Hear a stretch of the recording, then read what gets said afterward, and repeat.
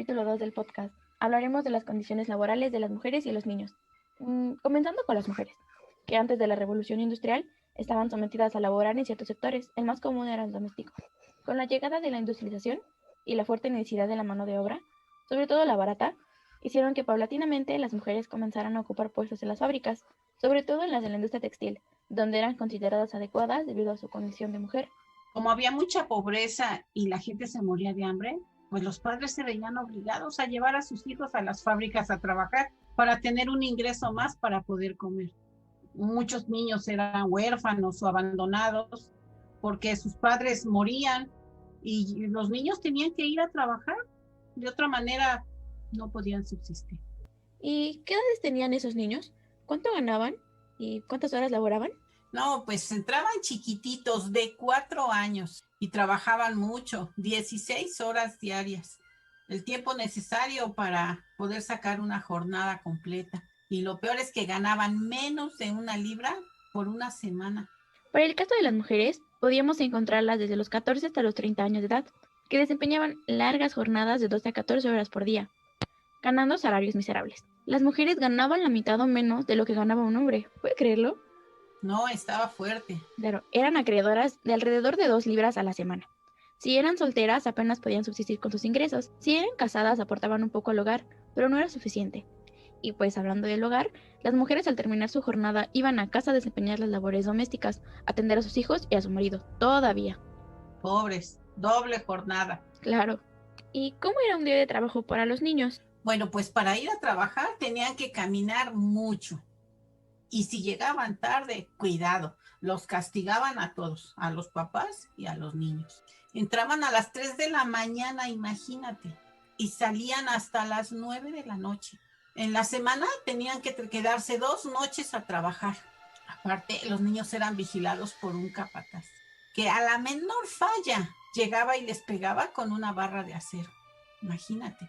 Y bueno, pues cuando los papás estaban cerca, pues los cuidaban, ¿no? Para evitarles un castigo, porque a veces a los niños pues les ganaba el sueño o podían tener un accidente.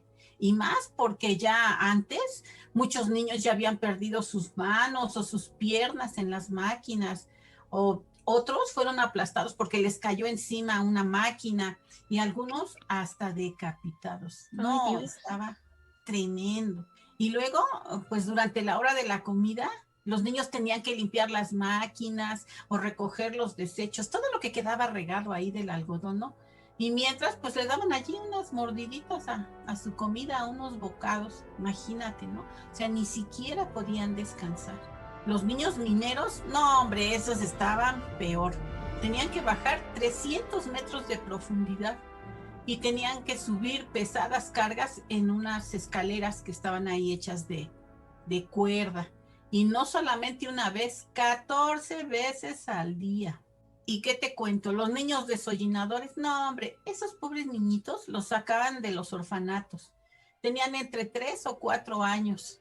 Tenían que ser chiquitos porque los metían en el interior de las chimeneas. Se apoyaban en las rodillas y en los codos y con un cepillo iban limpiando el hollín para arriba y para abajo. Con el tiempo, pues se les hacían callitos, ¿no? Ya en los codos, en las rodillas, y ya les dolía menos. Los pobres bebés tenían que limpiar 4 o 5 chimeneas diario, imagínate. Y luego, lo peor no era eso, sino que a veces los niños quedaban atrapados y permanecían muchas horas allí en las chimeneas hasta que los rescataban. Y pues tristemente algunas veces los rescataban vivos, pero otras muertos. Si se tardaban en hacer el trabajo, su patrón, el desollinador, el adulto, ¿qué crees que hacía?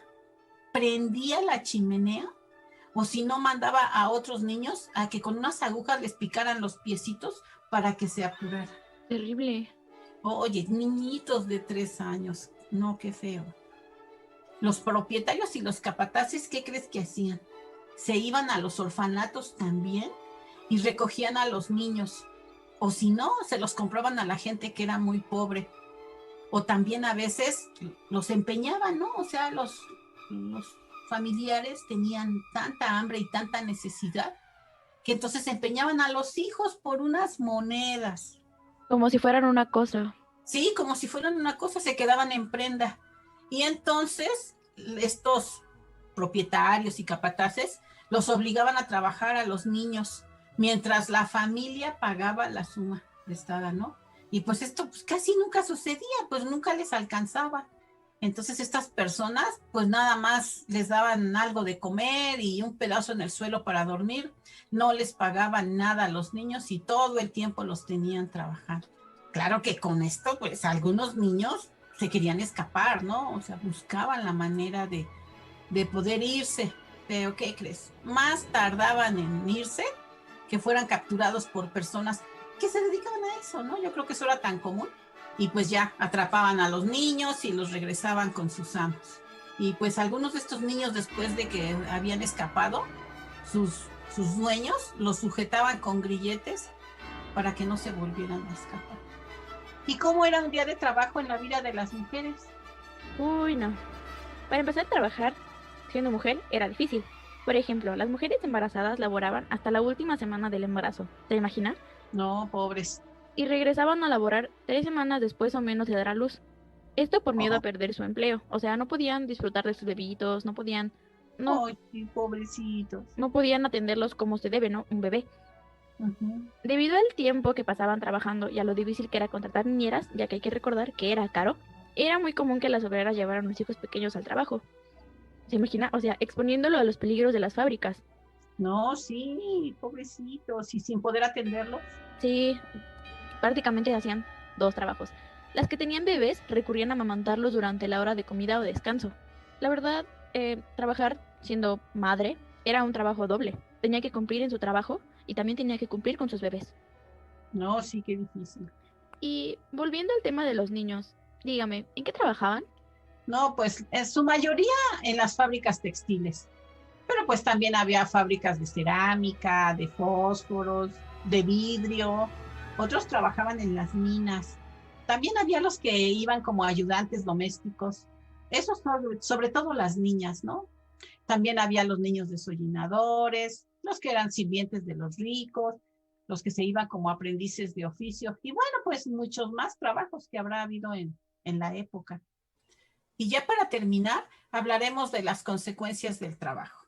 Claro, para comenzar con las mujeres, pues las consecuencias del duro trabajo iban desde el extremo cansancio, desmayos o accidentes por haberse quedado dormidas, hasta la deformación y estrechamiento de los huesos pélvicos.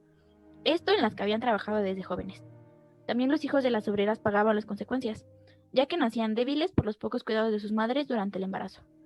Y pues sumado a las malas condiciones en las que trabajaban, las mujeres tenían que lidiar con la notable desigualdad, como el caso de los bajos salarios, que se justificaban bajo el argumento de que eran menos productivas y menos inteligentes que los hombres, además del reducido valor en las piezas que producían esto en el mercado, ¿no? Eran devaluadas igual que los niños. Y respecto a las condiciones de los niños, los que trabajaban en la cerámica, pues no, el polvo de la arcilla los envenenaba. Los que inhalaban el fósforo, esos estaban peor, se les desarrollaba fosfonecrosis, que eran unos abscesos que salían en la mandíbula y con el tiempo les dañaba el cerebro y pues morían. Los que manejaban el vidrio, no hombre, sufrían fuertes quemaduras porque los hornos tenían que estar a altas temperaturas para hacer líquido el cristal, o si no, les entraban fibras de vidrio en los ojos causándoles ceguera. Los niños desollinadores muchas veces los metían dentro de la chimenea, pero aún caliente, o a veces no se fijaban que los niños estaban adentro y la prendían. Y pues ya se imaginarán. En ambos casos los niños sufrían fuertes quemaduras. Además, por respirar el hollín diariamente, pues se enfermaban de los pulmones. Estos niños eran bajitos porque casi no comían, pues para que no crecieran y pudieran entrar dentro de la chimenea, ¿no? Pobrecitos. Pues seguían trabajando, pero con el tiempo se les deformaba la columna, perdían la vista o tenían úlceras en los ojos, golpes. Si llegaban a vivir hasta la adolescencia, a algunos les daba cáncer de escroto. Y pues es que esto era consecuencia de trabajar desnudos, porque así era, los metían desnudos a las chimeneas. Los niños mineros también adquirían deformaciones en sus piernas, en la columna, porque como todo el tiempo tenía que sostener la misma postura y estar subiendo y subiendo aquellas cargas tan pesadas. También estaban expuestos a las caídas, a absorber todos los vapores que tenía por dentro la mina, los derrumbes, no se diga, los polvos nocivos, no, las explosiones. Y pues sí, la verdad es que los pobres niños quedaban muy mal. Los aprendices, como los empleados domésticos, no, estos tampoco se libraban del maltrato de los adultos, y sobre todo porque muchos de ellos fueron abusados sexualmente. Y bueno, pues es que los obreros en general ya se veían envejecidos, enfermos, hambrientos, porque esto era un abuso. Entonces la ciudadanía se empezó a dar cuenta y hubo grandes protestas y denuncias, ¿no? Por los abusos a estos pobres trabajadores, sobre todo a los niños. Entonces se reunieron informes médicos que daban testimonio de toda esta consecuencia en las personas, en los niños. Se pidió la legislación de las condiciones de trabajo, del horario de las labores, ¿no? Sobre todo que se cuidara mucho la situación de los niños. Y bueno, así se inició entonces la lucha por los derechos laborales.